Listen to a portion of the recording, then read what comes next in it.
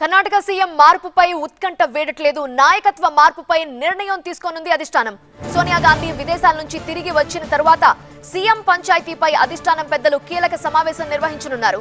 ఈ సమావేశంలో Kharge, Rahul, Sonia, KC Venugopal, Randeep Surjewala, Siddaramaiah, DK Shivakumar పాల్గొంటారు. సిద్ధరామయ్యకు మద్దతుగా 100 మందికి పైగా ఎమ్మెల్యేలు, డీకేకి మద్దతుగా ఉన్న ఎమ్మెల్యేల సంఖ్య తక్కువే అంటూ ప్రచారం జరుగుతోంది. 3 ఏళ్ల తరువాత లేదా 4 ఏళ్ల తరువాత సీఎం పదవిని డీకేకి ఇవ్వాలని సిద్ధరామయ్యను అధిష్టానం కోరే అవకాశం ఉన్నట్లు తెలుస్తోంది. దీనివల్ల కాంగ్రెస్ మళ్లీ అధికారంలోకి వస్తుందని, డీకే మళ్లీ 5 ఏళ్లు సీఎంగా ఉండొచ్చని అధిష్టానం భావిస్తున్నట్లు సమాచారం. సిద్ధరామయ్య మనవడికి మంత్రి పదవి ఇచ్చే అవకాశం ఉన్నట్లు తెలుస్తోంది.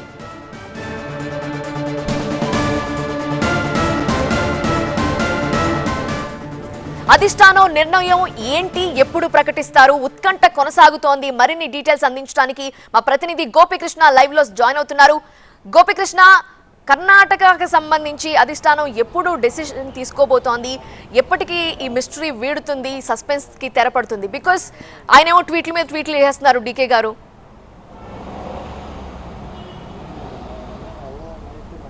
ఎస్, కర్ణాటక నాయకత్వ మార్పుకు సంబంధించి 2 రోజుల్లోగా స్పష్టత రాబోతోంది. సోనియా గాంధీ విదేశీ పర్యటన ముగించుకుని రేపు లేదా ఎల్లుండు ఢిల్లీ చేరుకోబోతున్నారు. పార్లమెంటు సమావేశాలు కూడా 1వ తారీఖు నుంచి ప్రారంభం కాబోతున్నాయి కాబట్టి 30వ తారీఖే ఆల్ పార్టీ సమావేశం, అలాగే కాంగ్రెస్ పార్టీకి సంబంధించిన పార్లమెంటరీ స్ట్రాటజీ మీటింగ్ కూడా 30వ తారీఖు జరగబోతుంది కాబట్టి రేపు సోనియా గాంధీ ఇండియా రీచ్ అయ్యే అవకాశాలు కనిపిస్తున్నాయి. రేపు ఆవిడ ఢిల్లీ చేరుకున్న తర్వాత ఒక కీలక సమావేశం కర్ణాటకలో నాయకత్వ మార్పుకు సంబంధించి, ప్రధానంగా సీఎం మార్పుకు సంబంధించిన అంశంపైన చర్చించబోతున్నట్లుగా తెలుస్తుంది. ఇందులో ప్రధానంగా సోనియా గాంధీ, ఖర్గే, అలాగే రాహుల్ గాంధీ, కేసీ వేణుగోపాల్, ఇటు కర్ణాటక ముఖ్యమంత్రి Siddaramaiah, deputy CM D K Shivakumar, అలాగే రణదీప్ సుర్జేవాలా వీళ్ళంతా కూడా పాల్గొంటారు.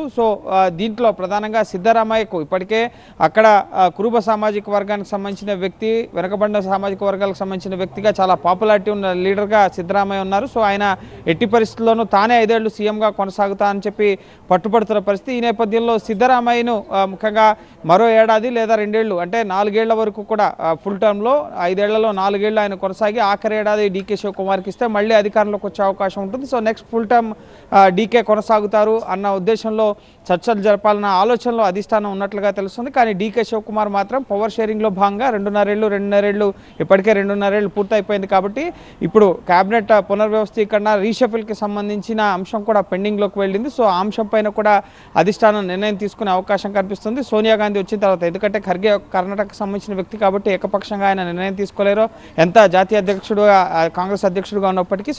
అందరితో చర్చించిన తర్వాతే ముఖ్యమంత్రి మార్పుపై నిర్ణయం ఉంటుంది అని చెప్పి ఖర్గే ప్రకటించారు. మరోపక్క ఇటు సిద్ధరామయ్యకి బలం కూడా ఎక్కువగా ఉంది. 139 మంది ఎమ్మెల్యేల వరకు కాంగ్రెస్కి అక్కడ మద్దతుగా ఉంటాయి గవర్నమెంట్లో. అందులో 100 మందికి పైగా ఎమ్మెల్యేలు సిద్ధరామయ్య సీఎంగా కొనసాగాలని చెప్తున్నారు. డీకే శివకుమార్కి చాలా తక్కువ బలం ఉంది.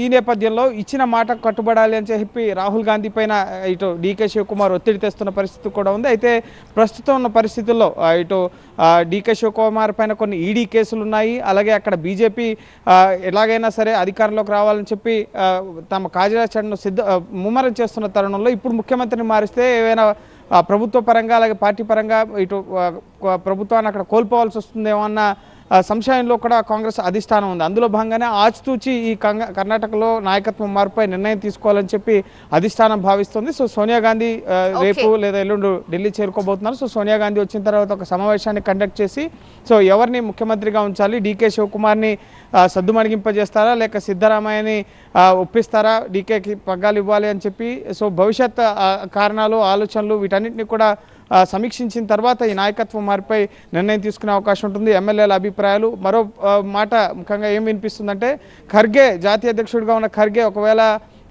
ఈ ముఖ్యమంత్రి రేసులోకి వెళ్తారా అన్న ఒక చర్చ కూడా జరుగుతుంది. ఒకవేళ డీకేకి ఇవ్వకపోతే మళ్ళీ మరో దళిత సామాజిక వర్గానికి సంబంధించిన వ్యక్తికి సీఎం పగ్గాలు అప్పగిస్తారో. ఈ విధంగా భిన్నమైన చర్చలు అయితే కర్ణాటక పాలిటిక్స్లో జరుగుతున్న పరిస్థితి ఉంది. ఏదేమైనా సోనియా గాంధీ ఢిల్లీ రీచ్ అయిన తర్వాతే ఇక్కడ జరిగే సమావేశం ఆధారంగానే తదుపరి కర్ణాటక సీఎంగా ఎవరు కొనసాగబోతున్నారు, కేబినెట్ రీషఫిల్లో సిద్ధరామయ్య మనవడికి అవకాశం ఇస్తారా, ఎవరెవరికి మార్పులు చేర్పులు ఉంటాయి అన్న అంశాలకు సంబంధించి మరో 2 రోజుల్లో స్పష్టత రాబోతోంది.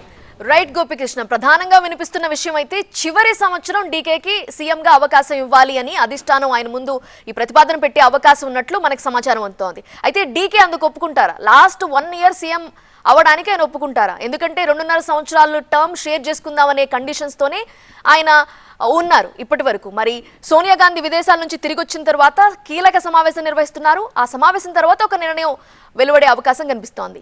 సీఎం మార్పు గురించి వాళ్ళు ఎలాంటి నిర్ణయం తీసుకుంటారు అనేది మాత్రం ప్రస్తుతానికి సస్పెన్సే.